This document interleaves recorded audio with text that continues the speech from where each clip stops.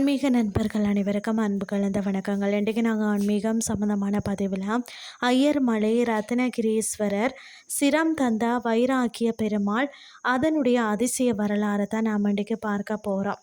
கரூர் மாவட்டம் குளித்தலை அருகே உள்ள ஐயர் மலை, அதாவது திருவாட்போக்கி சிவதலத்தின் மகிமைகளையும் அங்குள்ள காவல் தெய்வம் வைராக்கிய பெருமாள் செய்த ஈடு இணையற்ற தியாகத்தை பற்றியும் தான் இன்றைக்கு நாம் பார்க்க போகிறோம். காஞ்சிபுரத்தை சேர்ந்தவரான வைராக்கிய பெருமாள் இந்த தலத்தின் மிக விசேஷமான தெய்வம் ஆவார். அவரது வரலாறு மெய் சிலிக்க வைக்கிறதுன்னே சொல்லலாம். அபூர்வ வேண்டுதல். தனக்கு குழந்தை பிறந்தால் தன் சிரசையே தலையே இறைவனுக்கு தருவதாக அவர் வேண்டிக் கொண்டாரா.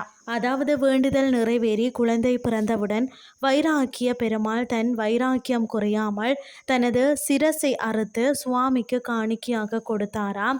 அவர் சிரம் கொடுத்த போது அவர் பாதம் மலைக்கு கீழேயும் சிரம், அதாவது தலை மலைக்கு மேலேயும் விழுந்ததாம். இவருக்கு தேனும் தேங்காய் பாலம் கொண்டு மட்டும் அபிஷேகம் செய்யப்படுகிறது. மூலவர் ரத்னகிரீஸ்வரருக்கு பூஜை முடிந்த பிறகு சுவாமிக்கு அணிவிக்கப்பட்ட மாலை இவருக்கு தான் சாத்தப்படுமாம். அது மட்டும் இல்லாமல் பால் தயிராகும் அதிசயம் என்னன்னு சொல்லி பார்த்தீங்கன்னா, சுவாமிக்கு செய்யப்படும் பால் அபிஷேகம் சிறிது நேரத்தில் பார்த்தீங்கன்னா கெட்டியான சுவையான தயிராக மாறும் அதிசயம் என்றும் நிகழ்கிறதாம். 1017 படிகள், 1178 அடி உயரம் உள்ள இந்த மலையின் படிகளில் ஏறி செல்லும் போதும் வீசும் மூலிகை காற்று உடல்ல உள்ள பல நோய்களையும் குணப்படுத்தும் வல்லமை கொண்டதாம்.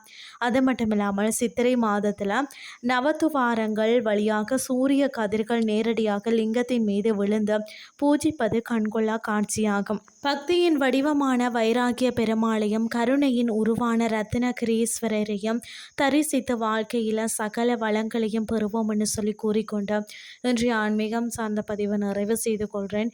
இதே மாதிரி மற்றொரு ஆன்மீகம் சார்ந்த பதிவோடு உங்களை சந்திக்கிறேன். நன்றி.